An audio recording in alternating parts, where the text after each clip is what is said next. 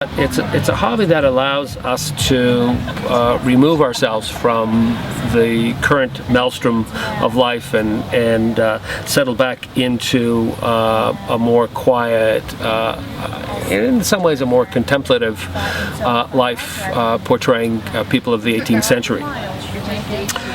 My presentation here is of a civilian, but the essence of the reenactment movement is 18th century Revolutionary War era military.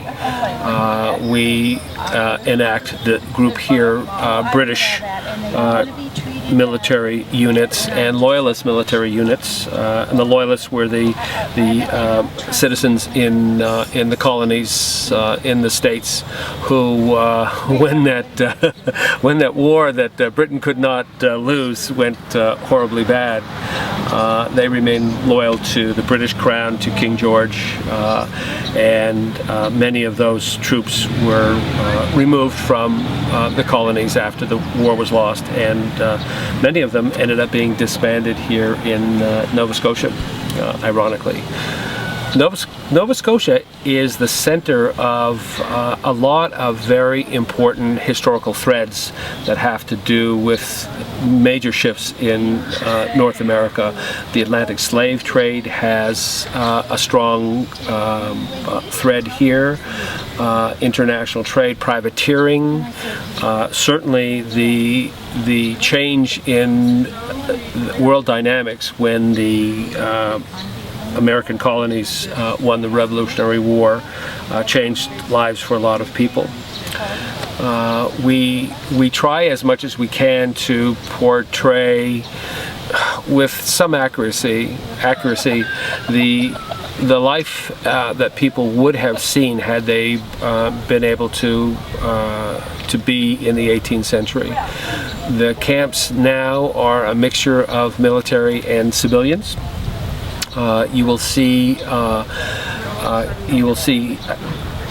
campsites that have a lot of accoutrement in front of them, and a lot of those are owned by sutlers. And sutlers was a term used in the time for people who traveled and sold things.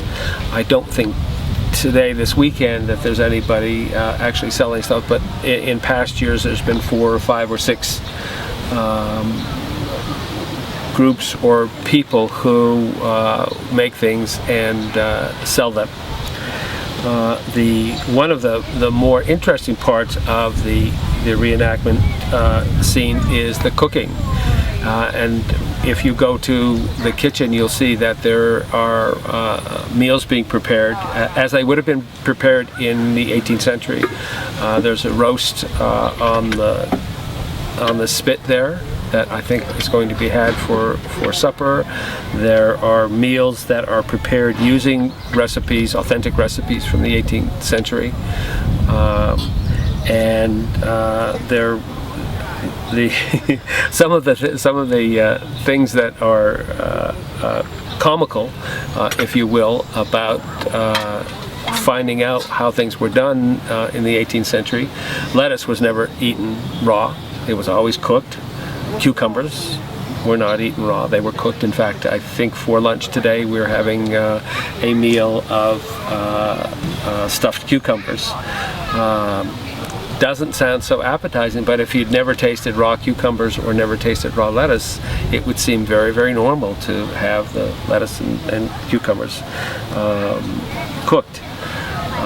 You can see that there's a lot of children in the camp, young babies and young children, and that's something that is of great pleasure to those who've been in the hobby for some time, because it's important that the hobby perpetuate itself, and it gives us a lot of personal pleasure to do this, but it's also some great satisfaction knowing that at some level we're maintaining the integrity of an historical narrative.